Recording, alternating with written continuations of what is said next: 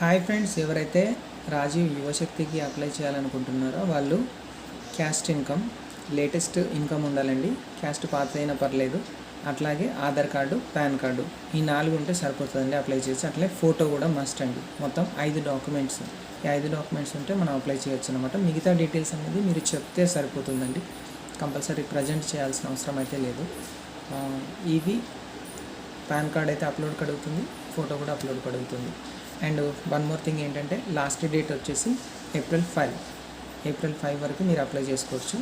And ఇంకోటి ఏంటంటే age requirement వచ్చేసి 21 ఇయర్స్ నుంచి వెళ్ళి 45 ఇయర్స్ దాకా ఎలిజిబిలిటీ ఉందన్నమాట.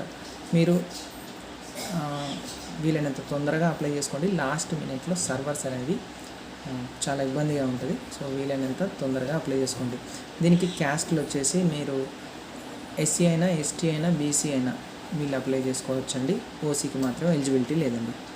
సో ఇదండి. ఇంకా ఎవరైనా సబ్స్క్రైబ్ చేసుకోని వాళ్ళు ఉంటే సబ్స్క్రైబ్ చేసుకోండి. ఇలాంటి లేటెస్ట్ వీడియోలు అన్నీ పెడతానే ఉంటాను. Thanks for watching. Have a nice day.